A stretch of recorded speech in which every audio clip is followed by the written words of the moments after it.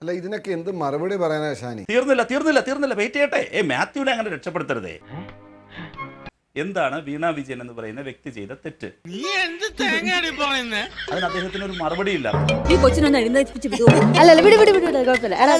പിണറായി വിജയന്റെ മകള് ചെയ്ത ഏതെങ്കിലും സ്വകാര്യ കാര്യങ്ങളെ അന്വേഷിച്ചപ്പോൾ പോയതാണോ? നോ. പതുക്കെ പറ, വല്ലവരും കേൾക്കും. വല്ലവരുടെയും കക്ക വല്ലവരും പറയുന്ന കേൾക്കാൻ പാടില്ല. മാത്യു പറയുന്നത് എന്താണ് മാത്യുവിന്റെ സ്പെസിഫിക് ആരോപണം? മാത്യു പറയണം. ഈ നിമിഷം വരെ പറഞ്ഞിട്ടില്ല. അതുകൊണ്ട് അതൊന്നും പറഞ്ഞ് പേടിപ്പിക്കണ്ട. പക്ഷേ വീണ വിജയൻ എന്ത് തെറ്റ് ചെയ്തു എന്നാണ് ശ്രീ മാത്യു കുഴൽനാടൻ ആരോപിക്കുന്നത്? അത് വ്യക്തമല്ല. വീണ വിജയൻ ചെയ്ത കുറ്റം എന്താണ് ശ്രീ മാത്യു കുഴൽനാടൻ? വീണ വിജയൻ ചെയ്ത കുറ്റം എന്താണ്? ഇന്നിപ്പോ ഇത്ര ആധികാരികമായിട്ട് റഹീം എല്ലാം പറഞ്ഞല്ലോ. ഞാൻ ഒരു കാര്യം ചോദിക്കട്ടെ, ഇന്നത്തെ ദിവസം എക്സാലോജിക്കിന്റെ വെബ്സൈറ്റ് ഇപ്പൊ കാണാതായി.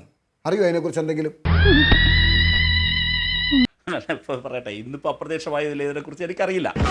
ഇതിനാണ് അവനവൻ പാരാന്ന് ഇപ്പൊ പറയുന്നത്. എക്സാലോജിക് എന്ന കമ്പനി നിലനിൽക്കുന്നുണ്ടോ? അതിന്റെ ജീവനക്കാർ ഇപ്പോഴും വർക്ക് ചെയ്യുന്നുണ്ടോ?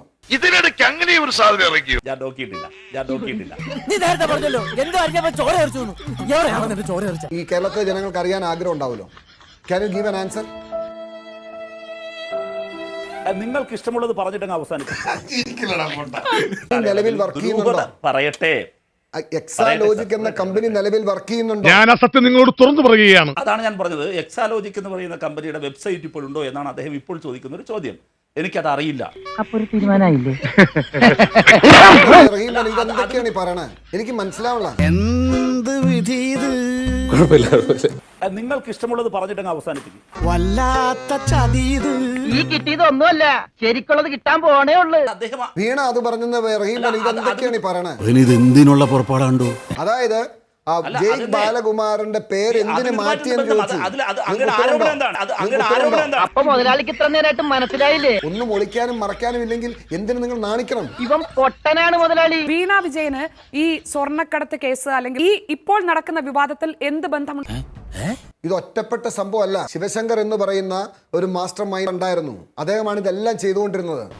അതിപ്പോ പ്രത്യേകം പറയാനുണ്ടോ? സ്പ്രിംഗ്ലർ കരാറിന് വേണ്ടിയിട്ട് ഈ സ്വാഭാവികമായിട്ടും PWCയും എക്സാലോജിക്കും ഒക്കെ കണക്ട് ചെയ്ത് അദ്ദേഹമാണ്. നന്നായി.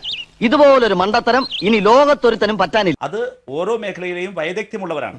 ആ വൈദഗ്ധ്യമുള്ളവരുടെ സേവനം ഉപയോഗിക്കാറുണ്ട്. ഓഹോ, ഇതെല്ലാം കൂട്ടി വേണ്ട വായിക്കാൻ. ഇപ്പൊ വിശ്വാസമായല്ലോ. എന്തുകൊണ്ടാണ് ഹോണറബിൾ CM ആരോപണത്തിന്റെ ക്ലൗഡിൽ വരുന്നത്? എല്ലാരും എന്തോന്നാ തപ്പിക്കളിക്കുന്നത്? ഇപ്പൊ വീട്ടിലിരിക്കുന്നവരെ വലിച്ചഴിക്കരുന്ന് മുഖ്യമന്ത്രി പറഞ്ഞു. അവര് വീട്ടിലിരിക്കുന്നവരല്ല. She's running a company. ഇപ്പൊ മനസ്സിലായാന്ന്. ഈ റഹീമൊക്കെ വന്നിരുന്ന് ന്യായീകരിക്കണ കാണുമ്പോൾ ഞാൻ ഓർത്തു പോവാണ്. ഈ DYFIയും SFIയും ഒക്കെ വീണ വിജയനെ ന്യായീകരിക്കണം. നിന്നോടൊന്നും പറഞ്ഞിട്ട് ഒരു കാര്യവുമില്ല. അതാണ് ഈ കാലത്തെ കമ്മ്യൂണിസം. ഇതിലും ഭേദം കട്ടപ്പാറയായി കക്കാൻ ഇറങ്ങുന്നതാണ് പറയാൻ പറഞ്ഞു.